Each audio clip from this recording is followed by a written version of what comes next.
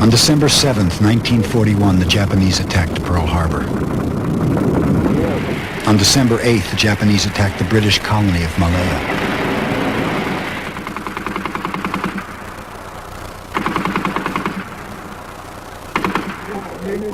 On December 10th, they landed on the Philippines. On Christmas Day, they captured Hong Kong.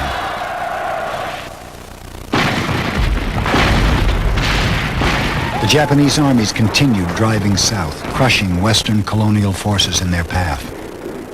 They occupied French Indochina and took the British bastion of Singapore. At the end of February 1942, their invasion fleet appeared off the coast of Java. As the Japanese grew near, Indonesians quietly hoped.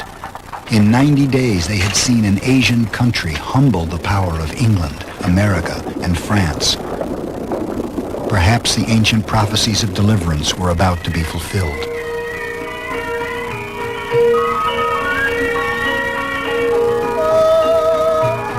You might have heard that there was a Joyoboyo king in the 13th century who predicted that once Indonesia will lose its freedom, and then later on, after so many years of white supremacy, will come a yellow ox coming here in Indonesia only for the duration of the maize plant, of the corn plant.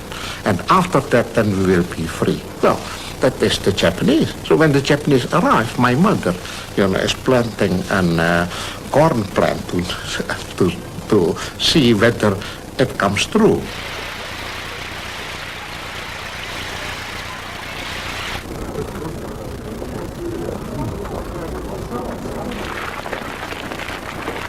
Eight days later, the Dutch surrendered all of Indonesia.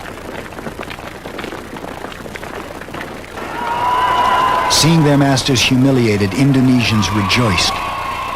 After 300 years of Dutch invincibility, it truly seemed that a miracle had happened.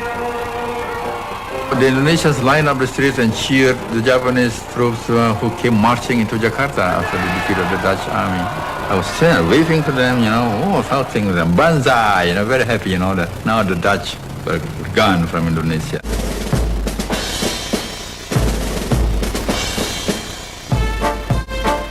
The Japanese proclaimed Indonesia free from colonialism, and they promised a glorious future in what Japan called the Greater East Asia Co-Prosperity Sphere.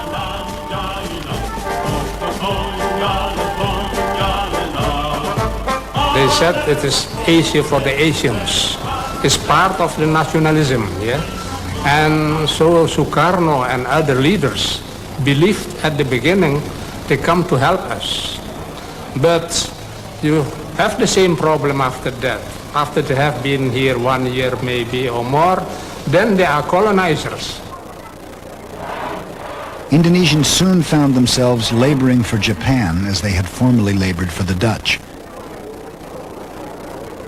A member of the Japanese Occupation Command remembers. Materials. Raw materials. Japan was only interested in the raw materials. Foremost was oil, then there was tin, bauxite, rubber. All those things that we did not have but needed.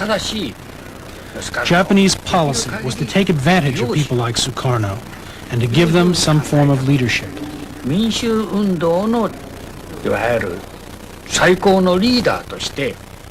Sukarno was grateful to the Japanese for having gotten rid of the Dutch, but he also doubted if Japan would ever deliver on its promises of independence.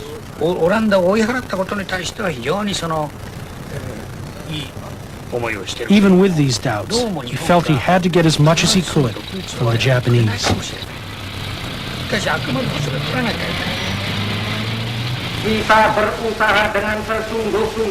Sukarno took a dangerous course.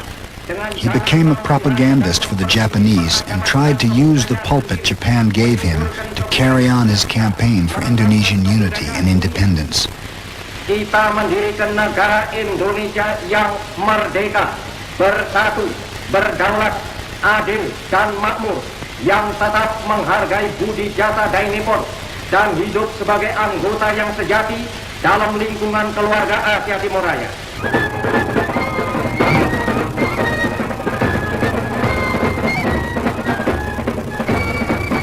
But Sukarno's pact with the Japanese proved to be a devil's bargain, as the Japanese began to demand more than rhetoric.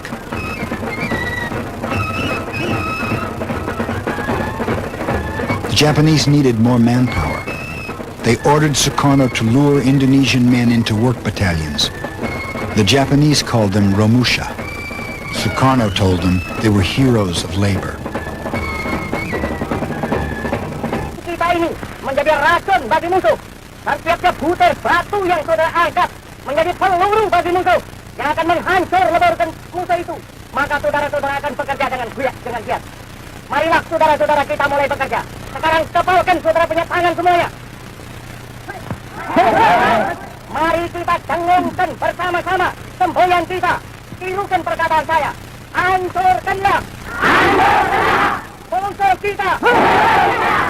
Itu Inggris, Amerika, Belanda.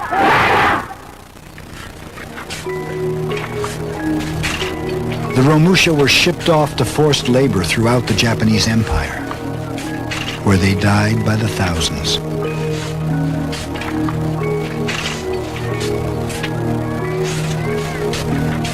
After the war, I met two young Indonesians who were formerly belonged to this contract coolies or Romusas of the Japanese army.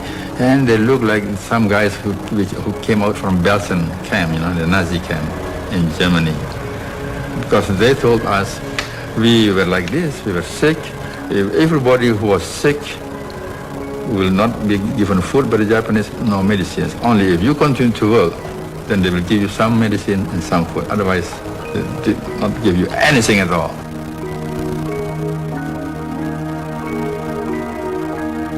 The suffering of the Romusha still haunts the memory of Sukarno's role in Indonesian history.